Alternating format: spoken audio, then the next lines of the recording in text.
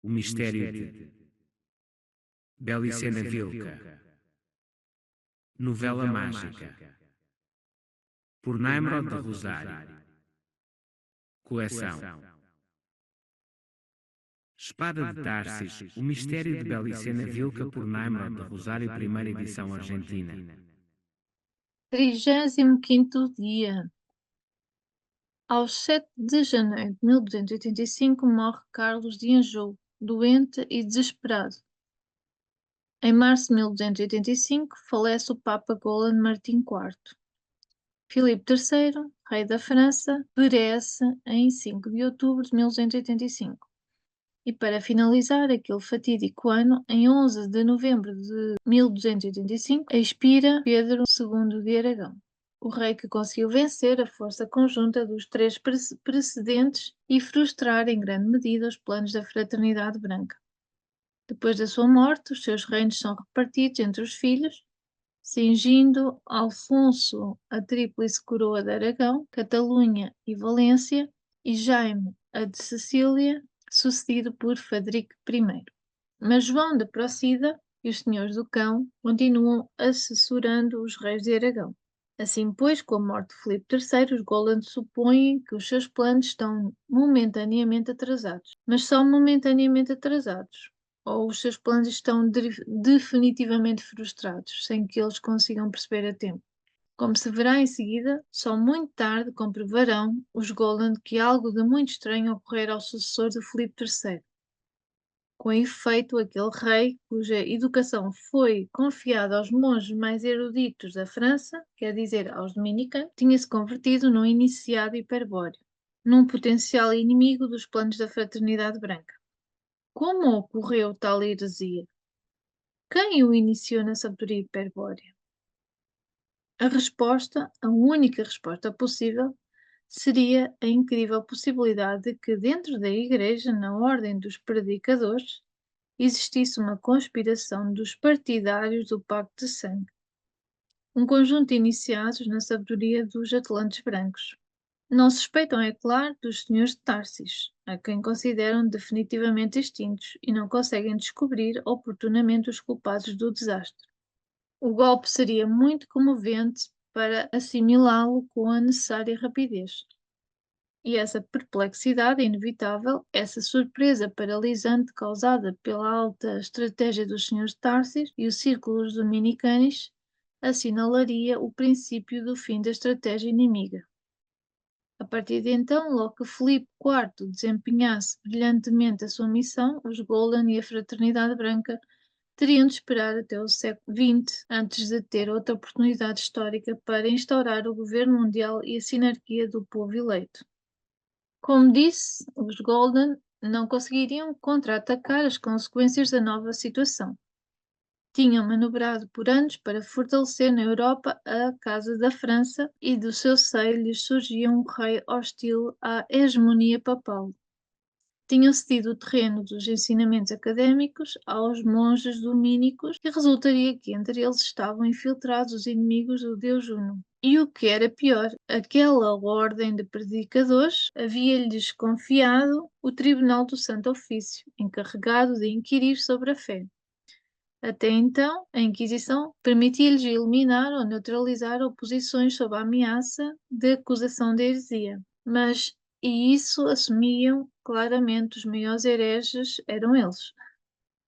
Em adiante, deveriam obrar com cautela, porque senão, como no jiu-jitsu, a própria força do atacante poderia voltar-se contra ele. Impossibilitados de submetê-lo à autoridade papal, os Golden tentariam, sem sucesso, eliminar Filipe IV. Fracasso devido ao cerco de segurança que os dominicanos estenderam em torno do rei. Quando finalmente conseguiram envenená-lo em 1314, Filipe IV tinha reinado por 29 anos e cumprido com honra a missão encomendada.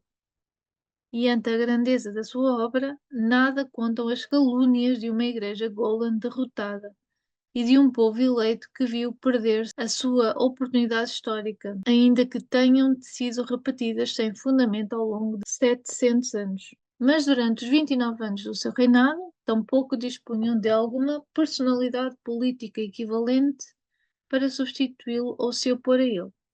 O rei da Inglaterra, Eduardo I, intervém-se nos assuntos europeus, só o faz indiretamente nos tempos de Filipe o Belo, especialmente através dos seus aliados, o Conde de Flandres e o Duque de Guienne.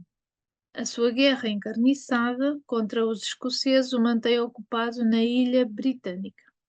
E na Alemanha, o guelfo Rodolfo de Habsburgo, eleito em 1273 para pôr fim ao interreino, morre em 1291, dedicado a guerrear contra os jabulinos e acrescentar os bens da sua casa.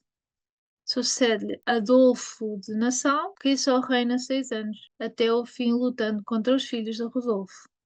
E logo segue Alberto I, que se entenderia pacificamente com Filipe IV e conviria com este em que o curso do Reno seria a fronteira entre a França e a Alemanha. Nada poderiam fazer os Golden com esses soberanos para enfrentar uma personalidade como a de Filipe o Belo. E já sabemos o que podiam esperar dos reis de Aragão e Sicília. Quero mostrar-lhe com isto, Dr. Sinagel, que ao perder o controlo sobre o rei da França, a estratégia dos Golden comprometia-se seriamente. Durante 50 anos, o Círculo Dominicanis aguardou a sua chance.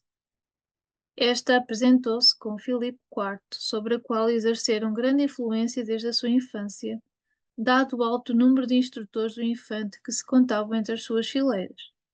Ao morrer Filipe III, seu filho tinha 17 anos e tinha sido iniciado secretamente na sabedoria hiperbórea. É possível, então, afirmar que ao começar a reinar já tinha uma visão clara sobre o seu projeto, a sua missão histórica, e tinha também ao seu lado os homens que o assessorariam e lhe permitiriam executar as suas ideias. Porque convém diferenciar claramente entre dois objetivos complementares que se opõem como meta neste momento. Um é o proposto pelos círculos dominicanis, e já explicado, que procurava simplesmente deter a estratégia inimiga e impedir que os Golan concretizassem a sinarquia do povo eleito. Outro é um objetivo que então brotava do sangue puro de Filipe IV e que consistia, como no caso de Frederico II, em expressar no seu maior grau a função régia. Com respeito ao segundo, não se deve esquecer que em toda a linhagem dos Capeto, como todas as estirpes hiperbóreas, existia uma missão familiar plasmada pelos seus remotos antepassados em tempos antes da queda do Pacto Cultural. E a estirpe de Filipe IV era de sangue muito puro, ainda que as suas últimas gerações estivessem dominadas pelos sacerdotes do Pacto Cultural, quer dizer, pelos monges e bispos Golan. Aquela dinastia, de facto, começava em 987, com o primeiro rei da França, Hugo Capeto, filho de Hugo o Grande e neto do Conde de Paris, e Duque da França, Roberto. Este era, por sua vez, filho de Roberto o Forte, membro da Casa Real Saxã, investido por Carlos o Calvo, neto de Carlos Magno, com o título de Conde de Anjou, para que, com as suas tropas germânicas, detivesse os ataques normandos. Em Filipe IV renascia assim, como acontecera com Frederico II, um fruto que procedia de uma mesma raiz racial saxã e que tinha se desenvolvido ocultamente no fértil campo do sangue puro. Ver-se-á como ambos os objetivos se alcançam conjuntamente, como a função régia, assumida inteiramente por Filipe IV, deposita na sociedade a semente da nacionalidade, e como as medidas tomadas no seu governo, medidas baseadas na sabedoria hiperbórea, causaria o fracasso dos planos da Fraternidade Branca. Lamentavelmente, Filipe IV não chegaria a ver os seus objetivos totalmente realizados pela mesma razão que tão pouco lograra Frederico II. A época não era propícia para a aplicação integral de uma estratégia que só poderia culminar com a batalha final contra as potências da matéria. Uma época tal ainda está pendente na história e talvez já estejamos a entrar nela. Mas Filipe IV aproximou-se bastante, o mais que pôde o seu objetivo, e nesse facto inegável reside a sua glória. Em primeiro lugar, a importância os instrutores dominicanos revelaram a Infante em que consistia a função régia do Pacto de Sangue, conceito que Frederico II, 70 anos antes, compreendera claramente. Se existe um povo racial, uma comunidade de sangue, sempre se conformará no seu seio uma aristocracia do espírito, de onde surgirá o rei soberano. O rei será quem ostenta o grau mais elevado da aristocracia, o sangue mais puro. Quem possua tal valor será reconhecido carismaticamente pelo povo e reinará por direito divino do espírito. A sua soberania não poderá ser questionada nem discutida e, portanto, o seu poder deverá ser absoluto. Nada há mais alto que o espírito e o rei do sangue expressa o espírito. E no sangue puro do povo subjaz o espírito. E por isso o rei do sangue puro que expressa o espírito é a voz do povo, a sua vontade individualizada de tender ao espírito. De maneira que nada material pode se interpor entre o rei do sangue e o povo. Pelo contrário, o sangue puro os une carismaticamente, num contacto que se dá fora do tempo e do espaço. Nessa instância absoluta, mais além da matéria criada, que se chama a origem comum da raça do espírito. E daqui que tudo quanto se conforme materialmente em relação ao povo deva estar subordinado ao rei do sangue. Todas as vontades devem somar-se ou dobrar-se frente na vontade. Todos os poderes devem subordinar-se ante o seu poder, inclusive o poder religioso, que só alcança os limites do culto, deve inclinar-se ante a vontade do Espírito que o Rei do Sangue manifesta. Em segundo lugar, explica-se a Filipe IV a queda que os povos do Pacto de Sangue sofreram por causa da fadiga da guerra e os modos empregados pelos sacerdotes do Pacto Cultural para desvirtuar, deformar e corromper a função régia. No caso do Império Romano, os conceitos anteriores, herdados dos etruscos, estavam contemplados no direito romano antigo e, em muitos aspectos, manteriam-se presentes até à época dos imperadores cristãos. Concretamente, seria Constantino quem abriria as portas aos partidários mais fanáticos do Pacto Cultural, quando autoriza que o Edito de Milão, a prática do culto judaico-cristão, mas o dano maior à função régia é causado por Teodósio I, 70 anos depois, ao oficializar o judaico-cristianismo como única religião de Estado. Começaria então o longo, mas fecundo processo no qual o direito romano se converte em direito canônico. Quer dizer, aquilo do direito romano que convinha para fundamentar a supremacia do papado seria conservado no direito canônico e o resto sabiamente expurgado ou ignorado. Este processo blindaria a justificação jurídica ao cesaropapismo, a pretensão papal de impor um absolutismo religioso sobre os reis do sangue, cujos expoentes mais fervorosos foram Gregório VII, Inocêncio III e Bonifácio VIII. Antes da decadência do Império, os reis e imperadores romanos atribuíram-se origem divina e isso constava também do direito romano. A tarefa dos canonistas católicos foi bem simples. Consistiu em substituir a fonte da soberania régia, os deuses pagãos, pelo verdadeiro Deus e em trocar o máximo representante do poder, rei ou imperador, pela figura de Pedro, o vigário de Jesus Cristo. Ainda que óbvio, deve ser esclarecido que depois dessas substituições toda a origem divina ficava excluída do direito canônico, que em adiante seria o direito oficial do mundo cristão.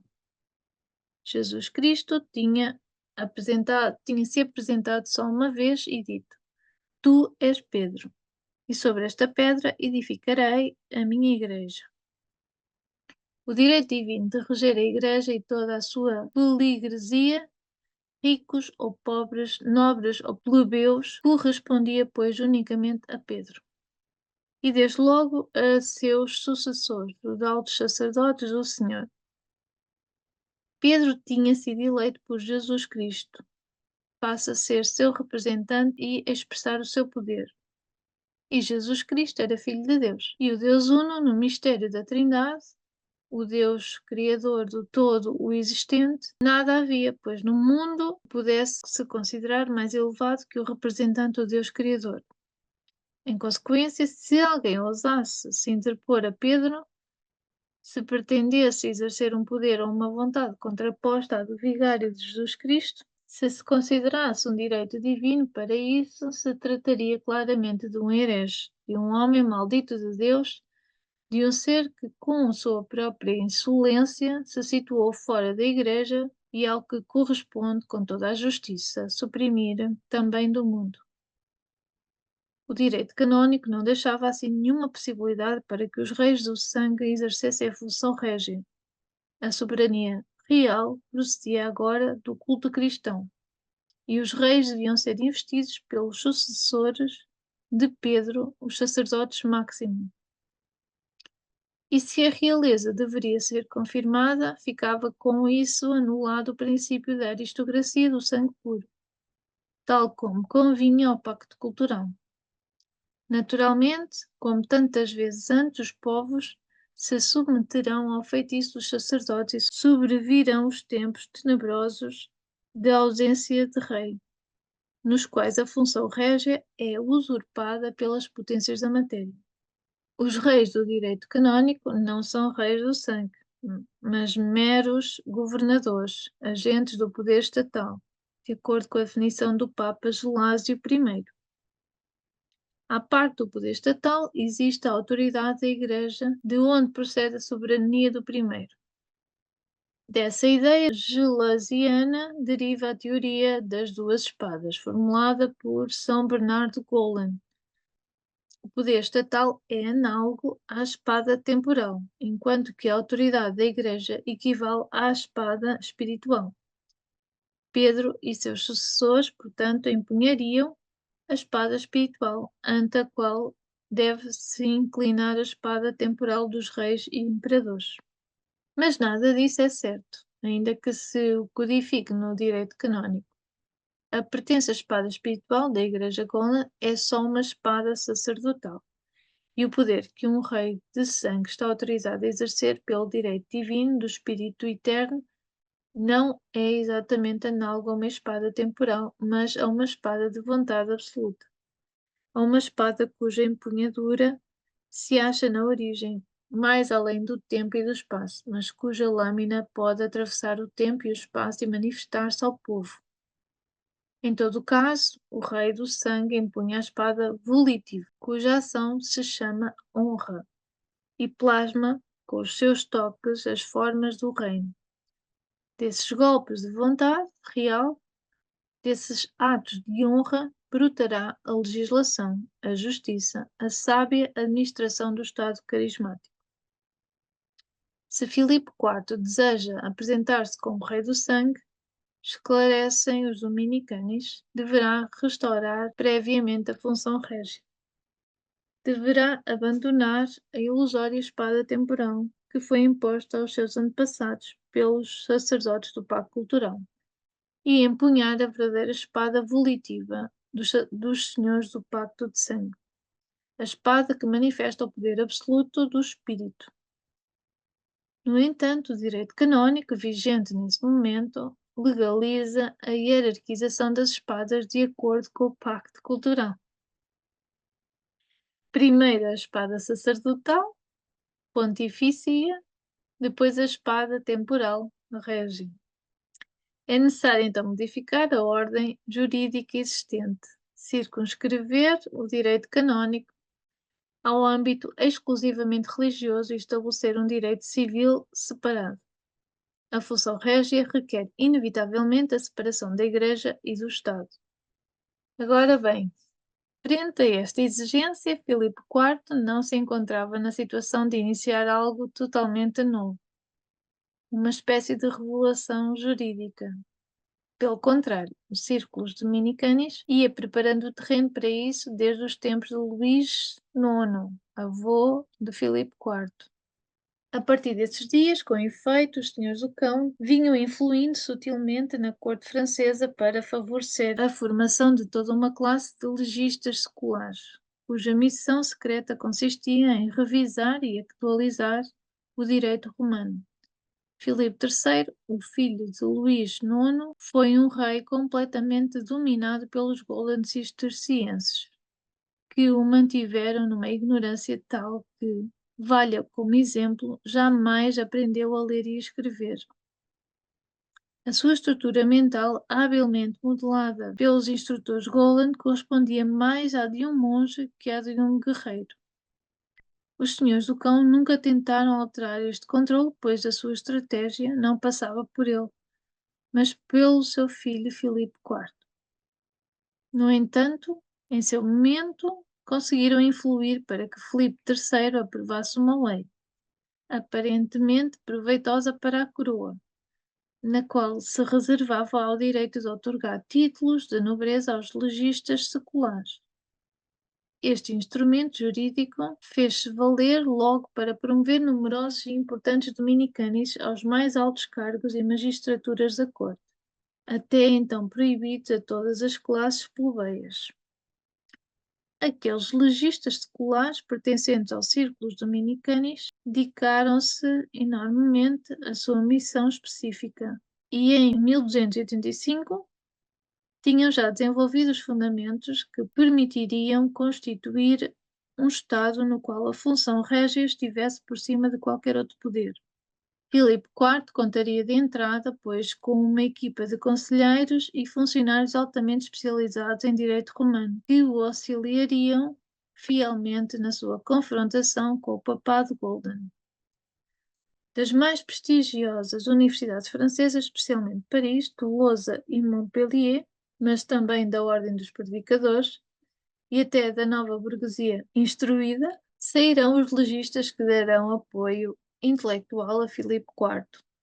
Entre os principais, cabe recordar os cavaleiros Pierre-Claude, Robert d'Artois e o conde Saint-Paul, Enguerrand de Marigny, procedente da burguesia normanda, assim como o seu irmão, o bispo Philippe de Marigny, Guilherme de Plaisance, cavaleiro de Tolosa e fervente cátaro, Guilherme de Nogaret, membro da família de Vilões que habitava nas terras de Pedro de Creta e Valentina, em Santo Félix Camaran.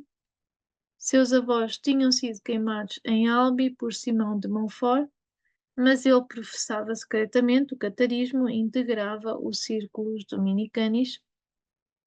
Foi professor de leis de Montpellier e Nimes, antes de ser convocado para a corte de Filipe o Belo. Se gostou deste conteúdo, subscreva o canal. Força e honra, camarada!